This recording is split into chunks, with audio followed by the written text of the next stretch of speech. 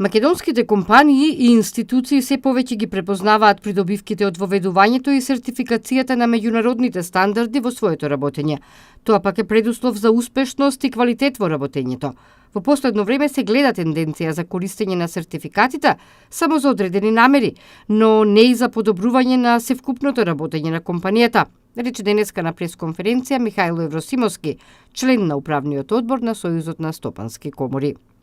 Воведувањето и акредитираната сертификација на меѓународните стандарди придонесува кон препознатливост на македонските компании на меѓународниот пазар, усогласено со домашната и меѓународната законска регулатива и континуирано унапредување на нивното работење. Од особено значење е да се истакне дека придобивките од меѓународно признат сертификат од страна на акредитациона сертифицирана куќа се фактички најголемата придобивка за македонските компании кои што се извозно ориентирани и кои што сакаат да постигнат добар пласман на меѓународниот пазар.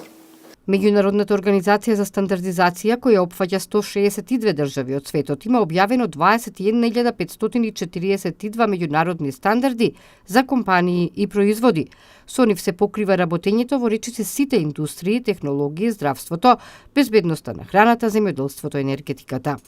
Во нашата земја сепак најприменуван е основниот меѓународен стандард ISO 9000 од 2015 година.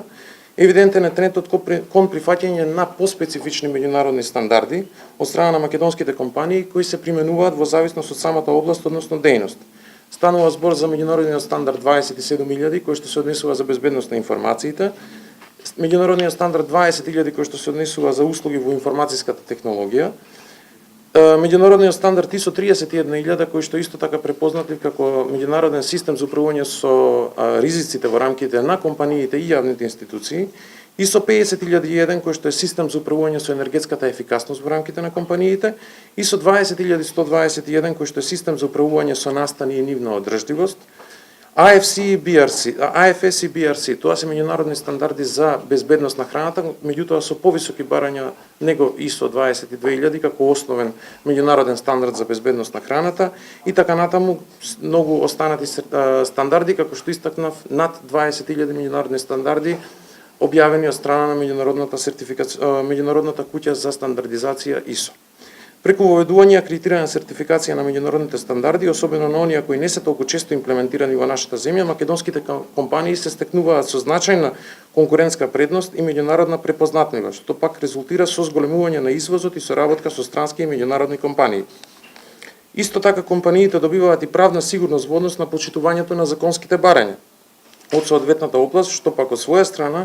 резултира со дополнителни предности како намалување на трошоците од евентуални казни за прекршоци на законските барања, полесно добивање на овластувањата и дозволи од локалните и државните власти, подобрен углед и создавање на доверба кај бизнес заедницата. Според Евросимовски, во услови кога македонската економија трпи последици од политичката криза, сертифицирањето може да им помогне домашните компании полесно да извезуваат производи и услуги, затоа што производот им е признат и имаат воспоставени релации со партнерите во Европа и пошироко.